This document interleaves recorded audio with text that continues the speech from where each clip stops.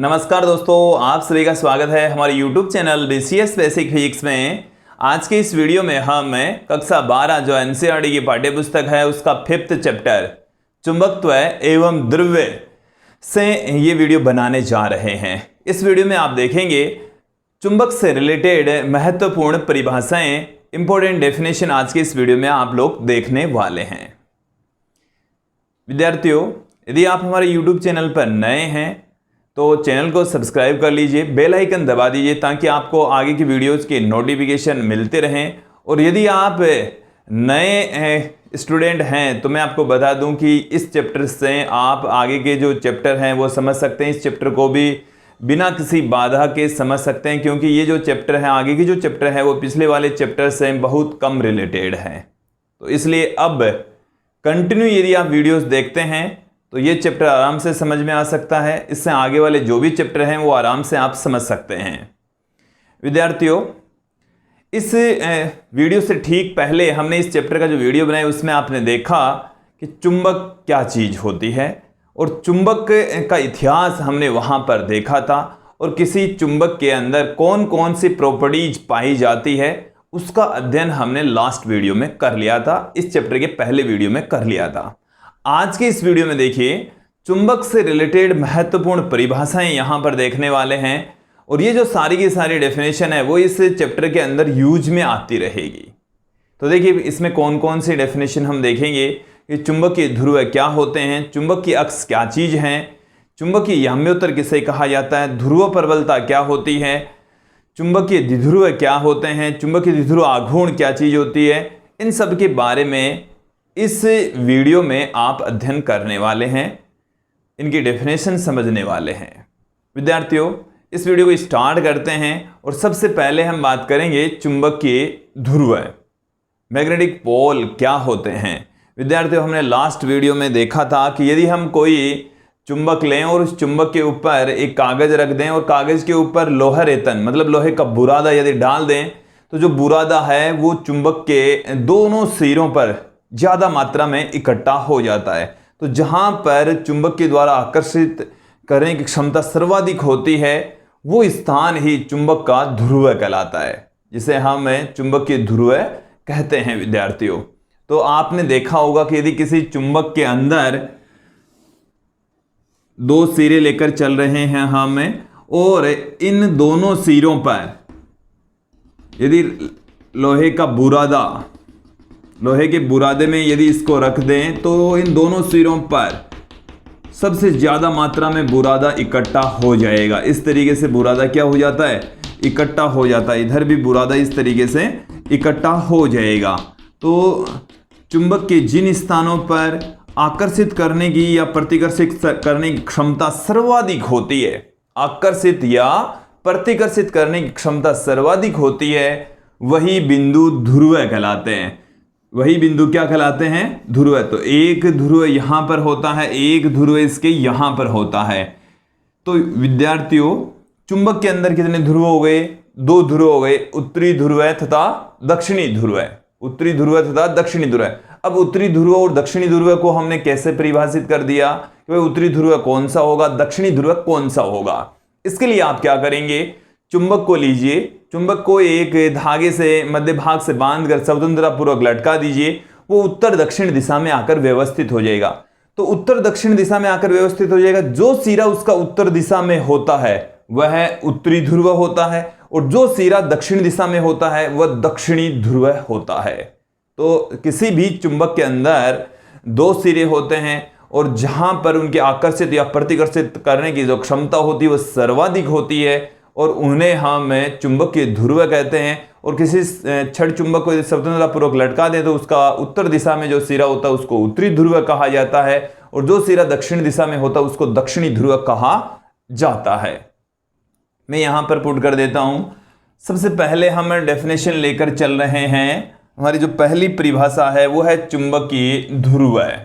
चुंबकीय ध्रुव, magnetic pole. Magnetic pole देखिए किससे कहा जाता है कि किसी चुंबक के वे भाग विभाग, जहां पर आकर्षित या प्रतिकर्षित करने की क्षमता सर्वाधिक हो, आकर्षित या प्रतिकर्षित करने की क्षमता, आकर्षित या प्रतिकर्षित करने की क्षमता सर्वाधिक हो,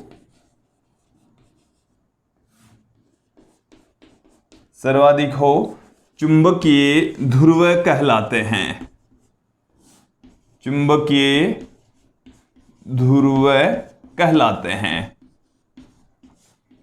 तो जहां पर आकर्षित या प्रतिकर्षित करने की क्षमता सर्वाधिक होती है उन्हीं को हम क्या कहते हैं, मैग्नेटिक पोल कहा जाता है। P से प्रदर्शित करते हैं। ये दो प्रकार के होते हैं। ये कितने होते हैं? दो होते हैं। और दो का पता कैसे चला? जब इसको आप स्वतंत्रता पूर्वक लटका दें तो एक सिरा उसका उत्तर दिशा में हो जाएगा, जिसे हम उत्तरी ध्रुव कहेंगे, नॉर्थ पोल कहा जाएगा। तो देखिए दो होते हैं, तो कौन कौन से होंगे? उत्तरी ध्रुव जिसे नॉर्थ पोल कहा जाता है, एन से रिप्रेजेंट करेंगे। किससे प्रदर्शित किया जाएगा? एन से प्रदर्शित किया जाएगा। दूसरा जो ध्रुव है इसे हम दक्षिणी ध्रुव कहेंगे, साउथ पोल कहा जाता है, एस से प्रदर्शित करेंगे। अब देखिए जिस प्रकार से विद्युत आवेश दो प्रकार के होते हैं, धनावेश तथा ऋणावेश, ठीक उसी प्रकार से ही ये जो चुंबकीय ध्रुव हैं वो भी दो प्रकार के हैं, उत्तरी ध्रुव तथा दक्षिणी ध्रुव। उत्तरी ध्रुव को हम धनात्मक चुंबकीय आवेश कहते हैं। एक बार इससे को फिर से सुन लीजिए। उत्तरी ध्रुव को धनात्मक चुंबकीय आवेश तथा दक्षिणी ध्रुव को ऋणात्मक चुंबकीय आवेश कहा जाता है। तो यहां पर इस उत्तरी ध्रुव को हम क्या कह सकते हैं? धनात्मक चुंबकीय आवेश इसे कह देते हैं। धनात्मक चुंबकीय आवेश इसको कहा जाता है। और जो दक्षिणी ध्रुव है इसे हम ऋणात्मक चुंबकीय आवेश कहते हैं। ऋणात्मक चुंबकीय आवेश कहा जाता है विद्यार्थियों। अब देखिए ये तो है उत्तरी ध्रुव तथा दक्षिणी ध्रुव। अब हम बात करते हैं यहां पर चुंबकीय अक्ष। अगली जो डेफिनेशन है वो है चुंबकीय अक्ष की। मैग्नेटिक एक्सिस क्या चीज होती है? कि जो चुंबक के अंदर ध्रुव हैं उन दोनों ध्रुवों से होकर गुजरने वाली जो काल्पनिक रेखा होती है उसे हम चुंबकीय अक्ष कहेंगे। उसे क्या कहा जाएगा? चुंबकीय अक्ष कहा जाएगा। तो देख लीजिए मैं यहां पर एक डायग्राम से समझा देता हूं आप लोगों को कि ये हमारे पास में कोई मैग्नेट है। ये क्या है? कोई मैग्नेट। हमने इसका बड़ा सा डायग्राम बना दिया है और इस मैग्नेट के अंदर देखेंगे कि दो चुंबकीय ध्रुव होते हैं जो कि इनके सिरों से थोड़े से अंदर होंगे। इस चीज को भी आप दिमाग में फेंट बिठा लीजिए। चुंबकीय ध्रुव यहां पर नहीं होता या यहां पर नहीं होता। देखो मैंने ये जो डॉट आप लोगों को दिखाया वो थोड़ा सा अंदर दिखाया है, क्योंकि चुंबकीय ध्रुव हैं वो थोड़े से अंदर ही होते हैं। थोड़े से क्या होंगे? अंदर ही होंगे, इसलिए मैंने इनको थोड़ा सा अंदर दिखाया है। तो ये चुंबकीय ध्रुव हमने दिखा दिए हैं, एन ध्रुव हैं, ये एस ध्रुव हैं, एन तथा एस ध्रुव हमने इनको दिखा दिया है। अब देखिए चुंबकीय अक्ष है, इन दोनों ध्रुवों से होकर गुजरने वाली काल्पनिक रेखा, ये कोई वास्तविक रेखा नहीं है, दोनों ध्रुवों से होकर गुजरने वाली एक काल्पनिक रेखा होती है। तो यहां से ये हमारे पास में एक रेखा गुजर रही है, काल्पनिक रेखा गुजर रही है, इसे हम कहते हैं चुंबकीय अक्ष। इसे क्या कहा जाता है? चुंबकीय अक्ष कहा जाता है। तो चुंबकीय अक्ष की डेफिनेशन क्या हो गई विद्यार्थियों? चुंबकीय ध्रुव से होकर गुजरने वाली काल्पनिक रेखा चुंबकीय अक्ष कहलाती है। तो चुंबकीय ध्रुवों से होकर, चुंबकीय ध्रुवों से होकर गुजरने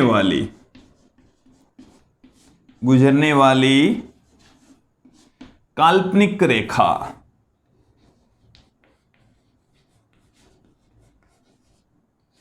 काल्पनिक रेखा चुंबकीय अक्ष कहलाती है। चुंबकीय अक्ष कहलाती है। दोनों ध्रुवों से होकर गुजरनी चाहिए, तो उस रेखा को हम क्या कहेंगे? चुंबकीय अक्ष कहेंगे। अगली डेफिनेशन देखिए विद्यार्थियों, चुंबकीय याम्योत्तर। चुंबकीय याम्योत्तर, चुंबकीय याम्योत्तर क्या चीज है? देखो विद्यार्थियों, चुंबक के अंदर उत्तरी तथा दक्षिणी दो ध्रुव होते हैं और दोनों ध्रुवों से होकर चुंबकीय अक्ष गुजरती है, और उन्हीं दोनों ध्रुवों से होकर गुजरने वाला जो ऊर्ध्वाधर तल होता है उसे ही हम चुंबकीय याम्योत्तर कहते हैं। एक बार फिर से इसकी डेफिनेशन सुन लीजिए। चुंबकीय ध्रुवों से होकर गुजरने वाला काल्पनिक ऊर्ध्वाधर तल चुंबकीय याम्योत्तर कहलाता है। जैसे ये हमारे पास में चुंबक है, इसके अंदर थोड़ा सा इधर है, एक ध्रुव है, दूसरा ध्रुव इधर है, उत्तरी तथा दक्षिणी ध्रुव यहां से है। दोनों ध्रुवों से होकर काल्पनिक रेखा गुजरी, उसे हम चुंबकीय अक्ष कह रहे हैं। और यदि दोनों ध्रुवों से होकर इस तरीके से कोई तल गुजरता है, दोनों ध्रुवों से होकर गुजर रहा है, और ऊर्ध्वाधर तल होना चाहिए। ऊर्ध्वाधर का मतलब जो क्षैतिज तल है, जिस धरातल पर हम खड़े हैं उससे ठीक लंबवत जो तल होता है उसको ऊर्ध्वाधर तल कहेंगे। और इसकी दोनों जो चुंबकीय, जैसे यहां पर एक ध्रुव है, दूसरा ध्रुव यहां पर है, यहां से होकर दोनों ध्रुवों से होकर गुजरने वाला जो काल्पनिक ऊर्ध्वाधर तल होता है उसे हम चुंबकीय याम्योत्तर कहते हैं। चुंबकीय याम्योत्तर की डेफिनेशन एक बार फिर से सुन लीजिए। किसी चुंबक के दोनों ध्रुवों से होकर गुजरने वाला काल्पनिक ऊर्ध्वाधर तल चुंबकीय याम्योत्तर कहलाता है। तो विद्यार्थियों, मैं यहां पर एक डायग्राम के जरिए आप लोगों को समझा देता हूं। ये हमारे पास में दोनों ध्रुवों से होकर गुजरने वाला काल्पनिक ऊर्ध्वाधर तल है। दोनों ध्रुवों से होकर गुजर रहा है, ऊर्ध्वाधर तल होना चाहिए, तो इस तल को हम क्या कहेंगे? चुंबकीय याम्योत्तर कहा जाएगा। चुंबकीय याम्योत्तर इसे कहा जाता है। तो एक बार इसकी डेफिनेशन फिर से बता देता हूं कि चुंबकीय ध्रुवों से होकर गुजरने वाला काल्पनिक ऊर्ध्वाधर तल चुंबकीय याम्योत्तर कहलाता है। देखिए, चुंबकीय ध्रुवों से होकर गुजरने वाला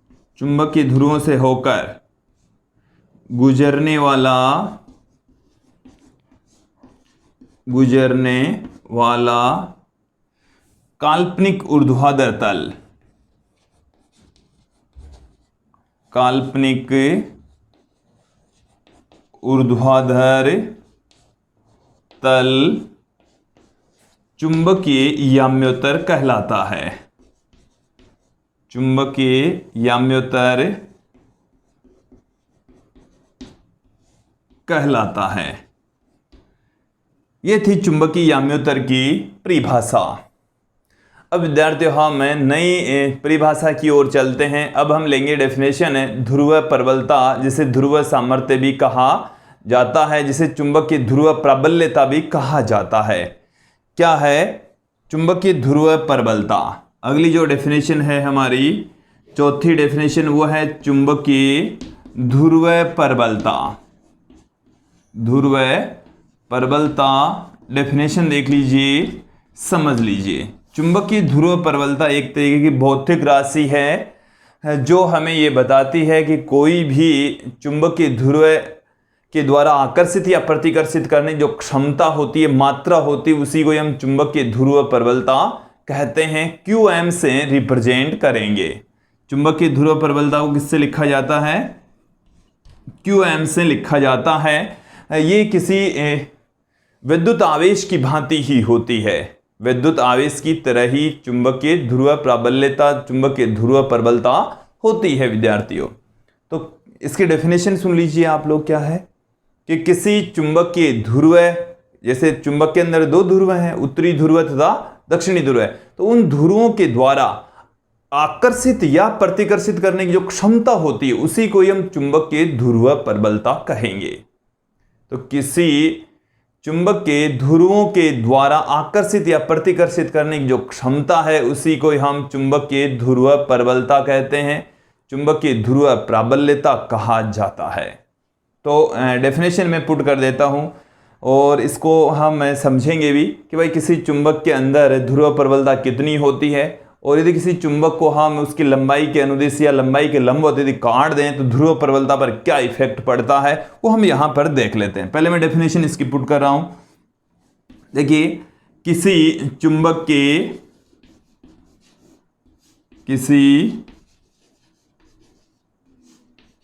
के ध्रुवों की आकर्षित या प्रतिकर्षित करने की क्षमता, आकर्षित या प्रतिकर्षित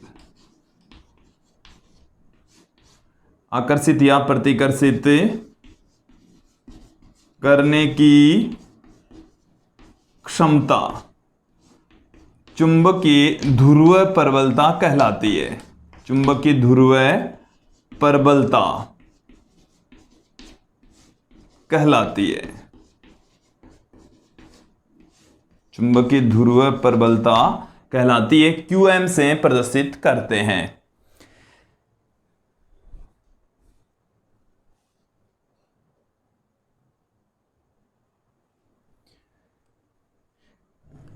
विद्यार्थियों, यहां पर हम एक चुंबक लेकर चलेंगे और उसके लिए ध्रुव प्रबलता क्या होती है वो देखेंगे। फिर उसको हम उसके लंबाई के अनुदिश और लंबाई के लंबवत काट कर देखेंगे कि ध्रुव प्रबलता पर क्या इफेक्ट पड़ता है। देखिए, जैसे ये हमारे पास में कोई मैग्नेट है, ये कोई चुंबक है, और इस चुंबक के अंदर ये हमारे पास में दोनों ध्रुव हैं। ये उत्तरी ध्रुव है इसका, और ये है इसका दक्षिणी ध्रुव है। अब देखिए, ध्यानपूर्वक समझेंगे कि जो उत्तरी ध्रुव है उसकी ध्रुव प्रबलता होती है धनात्मक, और उसे हम QM से प्रदर्शित करेंगे। किससे प्रदर्शित किया जाएगा? प्लस QM से। और दक्षिणी ध्रुव की ध्रुव प्रबलता को माइनस QM से लिखा जाता है। और ये जो ध्रुव प्रबलता भौतिक राशि होती है, एम्पियर इंटू मीटर इसका मात्रक होता है। इसका मात्रक क्या होता है? QM का मात्रक क्या होता है विद्यार्थियों? QM का मात्रक एम्पियर इंटू मीटर होता है। एम्पियर इंटू मीटर होगा। क्लियर? देखिए, उत्तरी ध्रुव की ध्रुव प्रबलता, उत्तरी ध्रुव की ध्रुव प्रबलता होगी प्लस में QM। उत्तरी ध्रुव की ध्रुव प्रबलता हम लेकर चलेंगे प्लस में QM, तथा दक्षिणी ध्रुव की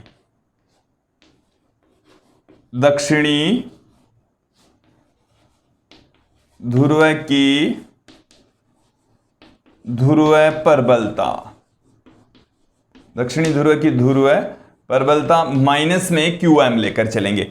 ये ठीक उसी प्रकार ही है जैसे हमारे पास में विद्युत आवेश होते हैं, धनावेश और ऋणावेश होते हैं। ठीक यहां पर भी धनात्मक चुंबकीय आवेश, ऋणात्मक चुंबकीय आवेश, धनात्मक चुंबकीय आवेश को प्लस QM से, ऋणात्मक चुंबकीय आवेश को माइनस QM से प्रदर्शित करेंगे। क्लियर? अब देखिए कि यदि हम इस चुंबक को इसकी लंबाई के अनुदिश काट दें तो क्या होगा। ये हमारे पास में चुंबक हैं, इसके प्रत्येक ध्रुव की ध्रुव प्रबलता QM है। जैसे ये चुंबक आ गई हमारे पास में, और इसको लंबाई के अनुदिश भी काटेंगे हम इसको, और इसकी लंबाई के लंबवत भी काट देंगे। देखो, जब लंबाई के अनुदिश काट देते हैं तो ये हमारे पास में इस तरीके की दो पतली चुंबक प्राप्त हो जाती है। इस तरीके से दो पतली चुंबक प्राप्त हो जाती है, और लंबाई के लंबवत यदि इनको हम काट दें तो इस तरीके से हमें दो चुंबक प्राप्त हो जाते हैं। इस तरीके से दो चुंबक प्राप्त हो जाएंगे। अब यहां पर हम बात करते हैं इनकी ध्रुव प्रबलता की। देखो, इसमें ये उत्तरी ध्रुव है, ये दक्षिणी ध्रुव है। इसके यदि लंबाई के लंबवत दो टुकड़े कर देंगे तो देखिए इसकी चौड़ाई पर, इसकी मोटाई पर कोई इफेक्ट नहीं पड़ेगा। ये जो टुकड़ा है वो भी एक चुंबक की भांति काम करता है, ये टुकड़ा है ये भी एक चुंबक की भांति काम करता है। ये जो दोनों टुकड़े इसके हमने इस तरीके से यदि इसको काट दें तो ये है हमारे पास में उत्तरी ध्रुव है, ये हमारे पास में दक्षिणी ध्रुव है। ये उत्तरी ध्रुव है और ये दक्षिणी ध्रुव है, दोनों नए चुंबक की भांति व्यवहार करेगी। अब देखो, हम बात करते हैं इनकी ध्रुव प्रबलता। पहले इसकी ध्रुव प्रबलता कितनी है, प्लस में QM, तो इसकी ध्रुव प्रबलता है विद्यार्थियों प्लस में QM, और इस सिरे की ध्रुव प्रबलता है माइनस में QM। और जब इनकी लंबाई के लंबवत काट दें तो इसकी ध्रुव की आकर्षित या प्रतिकर्षित करने की क्षमता पर कोई इफेक्ट नहीं पड़ेगा। इसकी ध्रुव प्रबलता प्लस में QM ही रहेगी। इसकी जो ध्रुव प्रबलता है माइनस में QM रहेगी। इसकी रहेगी प्लस में QM, इसकी रहेगी माइनस में QM। तो लंबाई के लंबवत यदि हमने इसको काट दिया, लंबाई के लंबवत, इसका मतलब इसकी मोटाई पर कोई इफेक्ट नहीं पड़ा, तो ध्रुव प्रबलता पर भी कोई इफेक्ट नहीं पड़ता, ध्रुव प्रबलता भी उतनी ही रहती है। लेकिन जब इस चुंबक को इसकी लंबाई के अनुदिश दो भागों में विभाजित कर दें तो देखिए इसकी मोटाई आधी हो जाती है, ध्रुव प्रबलता भी आधी हो जाएगी। देखो इसकी ध्रुव प्रबलता अब रह जाएगी हमारे पास में QM/2, इसकी ध्रुव प्रबलता QM/2, इसकी रह जाएगी माइनस में QM/2, माइनस में QM/2 रह जाएगी। क्लियर? तो ये है ध्रुव प्रबलता। और किसी चुंबक के लिए यदि हम उसको लंबाई के अनुदिश या लंबाई के लंबवत यदि काट दें तो ध्रुव प्रबलता पर क्या इफेक्ट पड़ता है। आप लोग ये ध्यान में रखेंगे कि यदि उसकी मोटाई पर फर्क पड़ता है तो ध्रुव प्रबलता पर फर्क पड़ेगा। यदि मोटाई आधी तो ध्रुव प्रबलता आधी, मोटाई दुगुनी तो ध्रुव प्रबलता दुगुनी। यदि मोटाई में कोई परिवर्तन नहीं हो रहा है तो ध्रुव प्रबलता पर भी कोई इफेक्ट नहीं पड़ेगा। समझ आ गया? अब हम आगे बढ़ते हैं अगले डेफिनेशन की ओर। चुंबकीय द्विध्रुव किसे कहते हैं? चुंबकीय द्विध्रुव, ये शायद चौथी डेफिनेशन थी। अब हम देखेंगे पांचवी डेफिनेशन चुंबकीय द्विध्रुव है। चुंबकीय द्विध्रुव नाम से ही स्पष्ट है कि चुंबक के अंदर हम ये जानते हैं दो ध्रुव होते हैं, उत्तरी ध्रुव तथा दक्षिणी ध्रुव।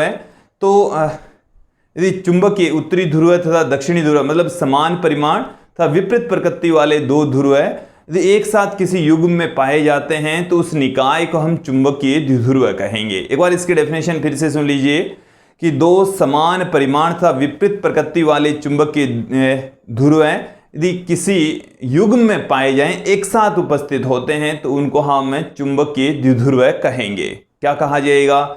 चुंबकीय द्विध्रुव कहा जाएगा। चलिए मैं डेफिनेशन यहां पर पुट कर देता हूं, समझा भी देते हैं आप लोगों को कि यदि दो समान परिमाण, परिमाण तो क्या होना चाहिए? समान, समान परिमाण व विपरीत प्रकृति वाले, विपरीत प्रकृति वाले दो चुंबकीय ध्रुव युग्म में मतलब जोड़े में, युग्म में उपस्थित हो तो उस निकाय को, तो उस निकाय को चुंबकीय द्विध्रुव कहा जाता है। उस निकाय को ही हम क्या कहेंगे? चुंबकीय द्विध्रुव कहते हैं। अब देखिए चुंबकीय द्विध्रुव के एग्जाम्पल की यदि हम बात करें तो छड़ चुंबक या दंड चुंबक, छड़ चुंबक इसका एग्जाम्पल होता है। ये आप जानते हैं छड़ चुंबक के अंदर उत्तरी तथा दक्षिणी ध्रुव होते हैं, दोनों का परिमाण समान, प्रकृति विपरीत होती है, तो इसको हम चुंबकीय द्विध्रुव कह देंगे। इसके अलावा चुंबकीय सुई, ये भी एक चुंबकीय द्विध्रुव की भांति व्यवहार करती है। चुंबकीय सुई चुंबक का ही एक रूप होता है। अब मैं कुछ नए एग्जाम्पल आप लोगों के सामने रखता हूं। देखिए विद्यार्थियों, धारावाही वृत्ताकार लूप, धारावाही वृत्ताकार लूप, देखो धारावाही वृत्ताकार लूप भी एक चुंबकीय द्विध्रुव की भांति काम करता है। इसके अलावा परिनालिका है, वो भी चुंबकीय द्विध्रुव की भांति व्यवहार करती है। तो धारावाही वृत्ताकार लूप, धारावाही वृत्ताकार लूप चुंबकीय द्विध्रुव की भांति काम करता है। इसके अलावा जो परिनालिका होती है, ये धारावाही वर्ताकार लूप और परिनालिका हम लास्ट चैप्टर में पढ़ चुके हैं, देख चुके हैं, अध्ययन कर चुके हैं। तो दोनों ही चुंबकीय द्विध्रुव की भांति, ये तो चुंबकीय द्विध्रुव का फिक्स है, इनमें दोनों उत्तरी ध्रुव तथा दक्षिणी ध्रुव देखने को मिल जाते हैं। मतलब एक जो वास्तव में तो नहीं होते कि भाई आप यह नहीं बता सकते ये बिंदु भाई उत्तरी ध्रुव है या ये उत्तरी ध्रुव है, इसे उठाकर दूसरी जगह ले जाओ, ऐसा नहीं होता। एक जगह एक बिंदु में आकर्षित या प्रतिकर्षित करने की क्षमता सर्वाधिक हो जाती है तो उसको हम चुंबकीय ध्रुव कह देते हैं, और वो किसी छड़ चुंबक में भी होते हैं और चुंबकीय सुई में भी होते हैं। बट यहां पर जिस प्रकार से छड़ चुंबक में ध्रुव होते हैं उस प्रकार से धारावाही लूप में ध्रुव नहीं होते, बट फिर भी ये चुंबकीय द्विध्रुव की भांति व्यवहार करती है। तो इसमें थोड़ा सा क्लियर कर लेंगे, और वैसे इस चैप्टर में हम इसको क्लियर भी करेंगे। अब हम बात करेंगे अगली डेफिनेशन की, चुंबकीय द्विध्रुव आघूर्ण। चुंबकीय द्विध्रुव आघूर्ण की अगली डेफिनेशन की ओर बढ़ते हैं, चुंबकीय द्विध्रुव आघूर्ण। चुंबकीय द्विध्रुव आघूर्ण के बारे में थोड़ा सा हम पिछले चैप्टर में भी पढ़ चुके हैं। जो नए विद्यार्थी जुड़े हैं वो आज यहाँ पर समझ सकते हैं। चुंबकीय द्विध्रुव आघूर्ण मैग्नेटिक डाइपोल मोमेंट। चुंबकीय द्विध्रुव आघूर्ण मैग्नेटिक डाइपोल मोमेंट, और इसे स्मॉल एम से प्रदर्शित करेंगे। किससे लिखा जाएगा? स्मॉल एम से लिखा जाएगा। देखिए चुंबकीय द्विध्रुव आघूर्ण चुंबकीय द्विध्रुव के लिए होगा। क्या होता है कि किसी चुंबकीय द्विध्रुव के एक ध्रुव की ध्रुव प्रबलता का परिमाण तथा दोनों चुंबकीय ध्रुवों के मध्य की दूरी के गुणनफल को हम चुंबकीय द्विध्रुव आघूर्ण कहेंगे। क्या कहा जाएगा? चुंबकीय द्विध्रुव आघूर्ण कहा जाएगा। जैसे मैंने एग्जाम्पल बताया छड़ चुंबक और चुंबक की सुई के लिए तो ये डेफिनेशन बिल्कुल सही है, लेकिन जब हम बात करें धारावाही वृत्ताकार लूप की या किसी परिनालिका की तो उनके लिए चुंबकीय द्विध्रुव आघूर्ण क्या होगा, तो उसके लिए मैं आपको अलग से सूत्र बताऊंगा, और किसी छड़ चुंबक के लिए अलग से हम चुंबकीय द्विध्रुव आघूर्ण का फॉर्मूला आप लोगों के सामने रखेंगे। तो सबसे पहले हम बात यहां पर करते हैं चुंबकीय द्विध्रुव आघूर्ण की परिभाषा की, और दंड चुंबक के लिए या छड़ चुंबक के लिए हम डेफिनेशन पहले दे देते हैं। तो सबसे पहले एक नंबर में हमारे पास में जो डेफिनेशन है ए पार्ट, किसी छड़ चुंबक के लिए, किसके लिए हम देख रहे हैं? छड़ चुंबक के लिए इसकी परिभाषा देखेंगे, क्योंकि छड़ चुंबक के अंदर सुस्पष्ट उत्तरी तथा दक्षिणी ध्रुव होते हैं।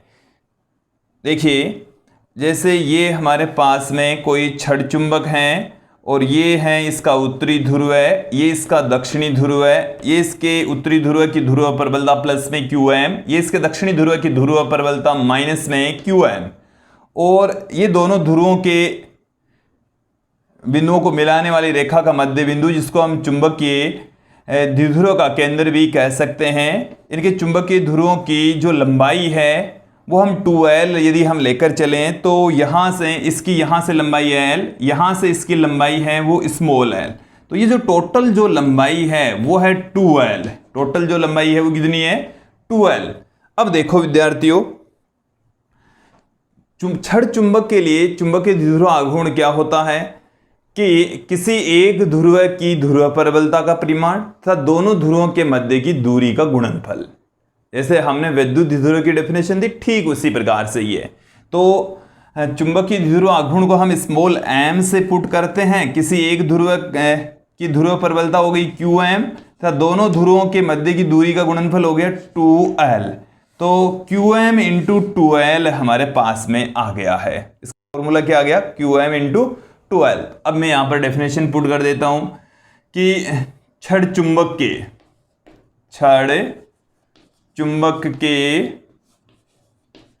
किसी एक ध्रुव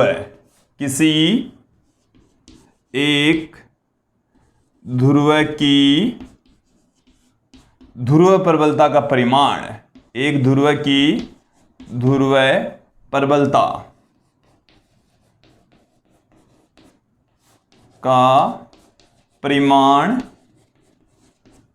व दोनों ध्रुवों के मध्य की दूरी का गुणनफल, दोनों ध्रुवों के मध्य की दूरी का गुणनफल, दूरी का गुणनफल चुंबकीय द्विध्रुव आघूर्ण कहलाता है। चुंबकीय द्विध्रुव आघूर्ण कहलाता है।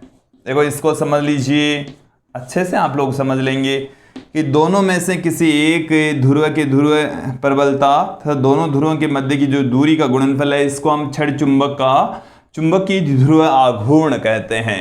अब इसके मात्रक विमा की भी यहाँ पर बात कर लेते हैं। तो m स्मॉल m का मात्रक क्या हो जाएगा विद्यार्थी, मैंने आपको QM का मात्रक बताया था एम्पीयर इंटू मीटर, तो इसका मात्रक हो जाएगा एम्पीयर इंटू मीटर स्क्वायर, और विमा हो जाएगी L2A1 इसकी विमा हो जाएगी। अब हम इसके बी पार्ट की ओर चलते हैं।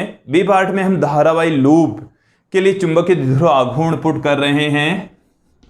तो देखिए क्या होगा, धारावाही लूप के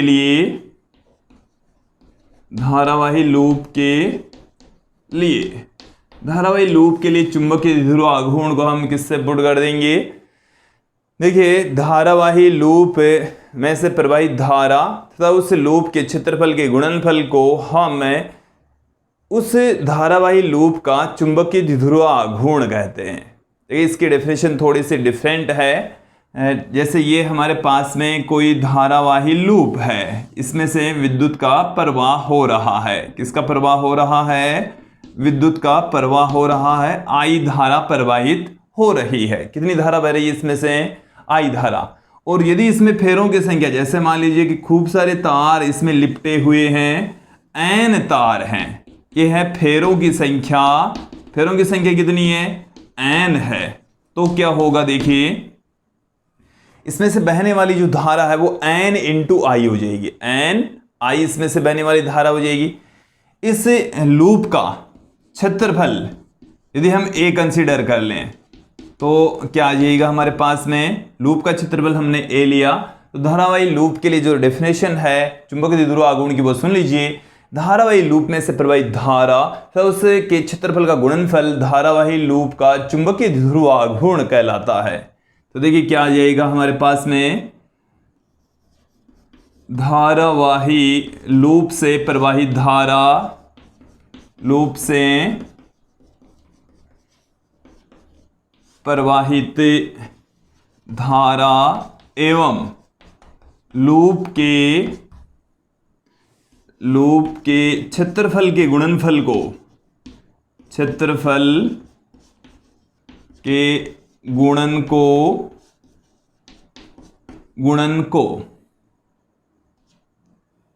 लूप का चुंबकीय द्विध्रुव आघूर्ण कहते हैं। चुंबकीय द्विध्रुव आघूर्ण कहते हैं, चुंबकीय द्विध्रुव आघूर्ण कहा जाता है। तो विद्यार्थियों ये थी किसी धारावाही लूप के लिए चुंबकीय द्विध्रुव आघूर्ण की परिभाषा। इस डेफिनेशन से हम इसका फॉर्मूला अब यहां पर पुट कर देते हैं। देखिए चुंबकीय द्विध्रुव आघूर्ण को हम स्मॉल m से पुट कर रहे हैं। एक फेरे में से बहने वाली धारा I, इस कुंडली में, इस लूप में फेरों की संख्या है n, तो टोटल बहने वाली धारा कितनी हो जाएगी, NI। देखो डेफिनेशन देखो, धारावाही लूप से प्रवाहित धारा, तो यहां से बहने वाली धारा तो कोई NI, लूप के क्षेत्रफल, लूप का क्षेत्रफल कितना है A, तो यहां पर NIA हो गया। इसका फॉर्मूला क्या हो गया, NIA चुंबकीय द्विध्रुव आघूर्ण का फॉर्मूला हो गया। और यह है किसी धारावाही लूप या धारावाही कुंडली के लिए चुंबकीय द्विध्रुव आघूर्ण का फॉर्मूला सूत्र। तो यह था चुंबकीय द्विध्रुव आघूर्ण का फॉर्मूला। अब हम विद्यार्थियों अंतिम डेफिनेशन आप लोगों के सामने रख देते हैं। प्रभावकारी लंबाई, किसी छड़ चुंबक की जो प्रभावकारी लंबाई है वो उनके दोनों ध्रुवों के मध्य की दूरी के बराबर होती है। दोनों ध्रुवों की दूरी प्रभावकारी लंबाई होती है। प्रभावकारी लंबाई, इफेक्टिव लेंथ क्या है, देखो इसको मैं समझा देता हूं, बस समझ लीजिए। देखो हमने यहां पर एक छड़ चुंबक के अंदर दो ध्रुव दिखाए।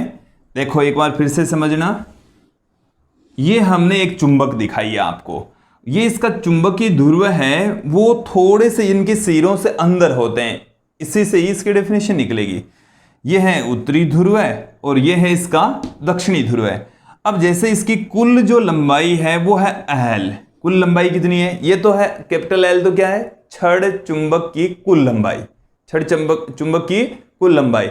अब इसकी जो प्रभावकारी लंबाई है वो इसके दोनों ध्रुवों के मध्य की दूरी होती है, जो कि 2l लेकर चलेंगे।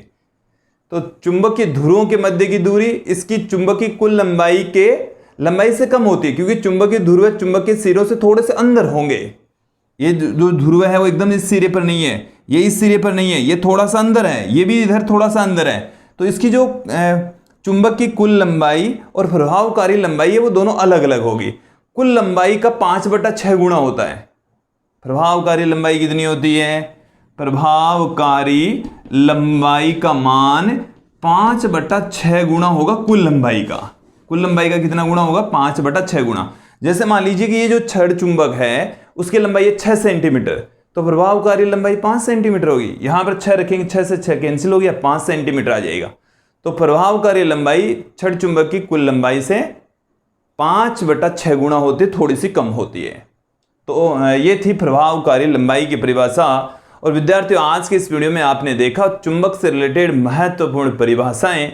ये जो डेफिनेशंस हैं वो आगे की वीडियोज में यूज में आएगी, इसलिए आप लोग इनको एकदम क्लियर कर लीजिए, याद कर लीजिए, समझ लीजिए। यदि आप लोगों को इस वीडियो के नोट्स प्राप्त करने हैं तो आप हमें व्हाट्सएप भी कर सकते हैं। सिर्फ व्हाट्सएप करना है। व्हाट्सएप नंबर लीजिए 9460239358। ये हमारे व्हाट्सएप नंबर हैं, आप इन पर व्हाट्सएप करके हस्तलिखित नोट्स प्राप्त कर सकते हैं। आज के लिए इतना ही, धन्यवाद दोस्तों।